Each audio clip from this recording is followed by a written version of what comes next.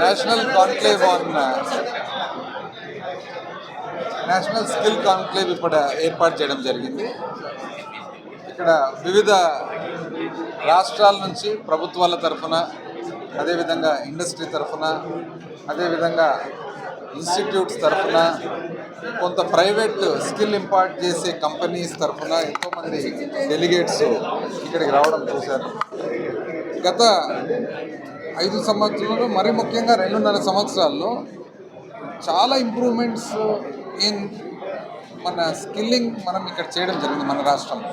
బహుశా నిజం చెప్పాలంటే భారతదేశంలో స్కిల్లింగ్ అనేది చాలా చక్కగా డిజైన్ చేసిన రాష్ట్రాలలో మన రాష్ట్రం ఒకటని ఈరోజు మనం గర్వంగా చెప్పుకోవచ్చు. ఎందుకంటే మనం 192 స్కిల్ హబ్స్ ఆల్రెడీ ఏర్పాటు చేయడం జరిగింది. స్కిల్ హబ్ అంటే ఏమి? అసెంబ్లీ స్థాయిలో ఒక ఐటీఐలో కానీ, పాలిటెక్నిక్ కానీ, గవర్నమెంట్ కాలేజీలో కానీ స్కిల్లింగ్ ఇన్స్టిట్యూట్ మనం ఏర్పాటు చేశామన్నమాట. అంటే ప్రభుత్వమే ఆ స్కిల్లింగ్ ఇన్స్టిట్యూట్లో కోర్సులు ఎట్లా పెట్టినామంటే, ఒక అర్ధభాగం కోర్సులు ఏవైతే ఉన్నాయో స్థానికంగా అక్కడే పరిశ్రమకు కానీ, అవసరాలకు కానీ స్కిల్డ్ వర్క్ ఫోర్స్ పనికొచ్చేటట్టుగా, మిగతా సగం వచ్చేసి రాష్ట్రాల్లో కానీ ఇతర రాష్ట్రాల్లో కానీ పనిచేసేట్టు. ఇది నేషనల్ స్కిల్ క్వాలిఫికేషన్ ఫ్రేమ్వర్క్ అని ఉంటుందన్నమాట, NSQF. అంటే ఎట్లయితే మనకు 10th క్లాస్ ఇంటర్మీడియట్ ఉంటుందో, స్కిల్లింగ్లో కూడా గ్రేడ్స్ 10 గ్రేడ్స్ ఉంటాయి. 4వ గ్రేడ్ వరకు అక్కడ ఇస్తామన్నమాట. ఇది ఎవరికి ఉపయోగపడుతుంది? స్కూల్ డ్రాప్అవుట్స్ కానీ, బేసిక్ గ్రాడ్యుయేట్స్ కానీ, బేసిక్ ఏదైనా ఇంటర్మీడియట్లో చేసిన వాళ్ళకు ఉపయోగపడేది. దాని తర్వాత నెక్స్ట్ పైన సెంటర్ ఆఫ్ ఎక్సలెన్స్ అని 27 ఎస్టాబ్లిష్ చేయడం జరిగింది. మీకు ఇక్కడ వైజాగ్లో బాగా చక్కగా తెలియాలంటే SEMS ఉంది, centre of excellence for marine and ship building అని.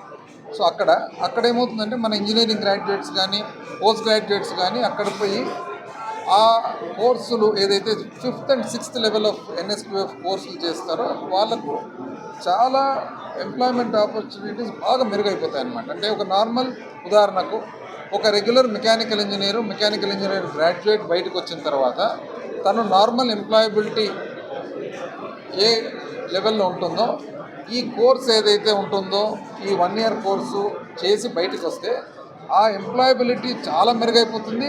తర్వాత శాలరీస్ కూడా 200, 300 అయిపోతాయి.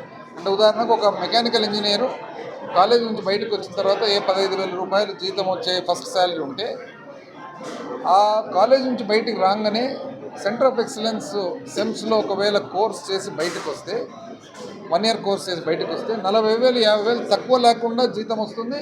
కాలేజ్ నుంచి బయటికి రాకముందే రిక్రూట్మెంట్ అయిపోతుంది. ఎందుకంటే విపరీతమైన షార్టేజ్ ఉంది.